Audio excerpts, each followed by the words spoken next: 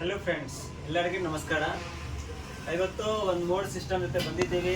ಇವತ್ತು ಒಂದು gaming system ಮಾಡ್ತಾ ಇದ್ದೀನಿ. ಇದು ತುಂಬ ಬಜೆಟಲ್ಲೇ ಇದೆ, ತುಂಬ ಬಜೆಟ್ ಫ್ರೆಂಡ್ಲಿ ಇದೆ ಮತ್ತು ಹೈ ಎಂಡ್ ಗೇಮಿಂಗ್ CPU ಇದೆ.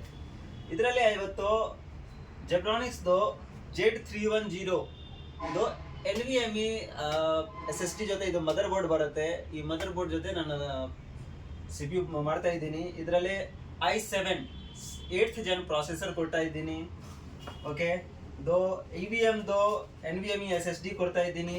ಜೆಬ್ರಾನಿಕ್ಸ್ ದೋ ZEB ವಾರ್ ಸೀರೀಸ್ ಇದು ಕೀಬೋರ್ಡ್ ಮೌಸ್ ಕಾಂಬೋ, ಇದು ಗೇಮಿಂಗ್ ಕೀಬೋರ್ಡ್ ಮೌಸ್ ಕಾಂಬೋ ಇದೆ. ಇದು ಕೊಡ್ತಾ ಇದ್ದೀನಿ. MSI ದೋ 22 ಇಂಚ್ ಮಾನಿಟರ್ ಕೊಡ್ತಾ ಇದ್ದೀನಿ. ಇದು ಗೇಮಿಂಗ್ ಮಾನಿಟರ್ ಇದೆ. 100 Hz 3 ms response time monitor ಇದೆ ಇದು.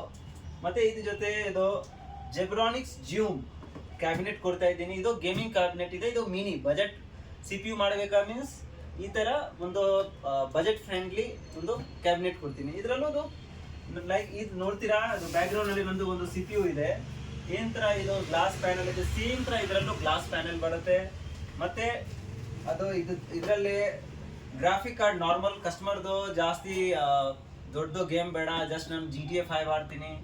ಸೊ ಅದಕ್ಕೆ ನಾನು ಅದು ಜಸ್ಟ್ 610 ಗ್ರಾಫಿಕ್ ಕಾರ್ಡ್ ಆಗ್ತಾ ಇದ್ದೀನಿ. ಸ್ವಲ್ಪ ಏನು ಗ್ರಾಫಿಕ್ ಕೆಲಸ ಮಾಡ್ಬೋದು, ಸ್ವಲ್ಪ ಚಿಕ್ಕದು ವಿಡಿಯೋ ಎಡಿಟಿಂಗ್ ಮಾಡ್ಬೋದು, ಏನೋ ಗ್ರಾಫಿಕ್ ಡಿಸೈನಿಂಗ್ ಮಾಡ್ಬೋದು.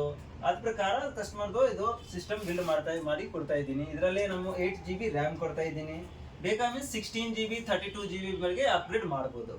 ಓಕೆ, ಸೊ ನಿಮಗೆ ಈ ಥರ ಒಂದು ಬಜೆಟ್ ಫ್ರೆಂಡ್ಲಿ ಗೇಮಿಂಗ್ CPU ಬೇಕಾ ಮೀನ್ಸ್ ಬನ್ನಿ.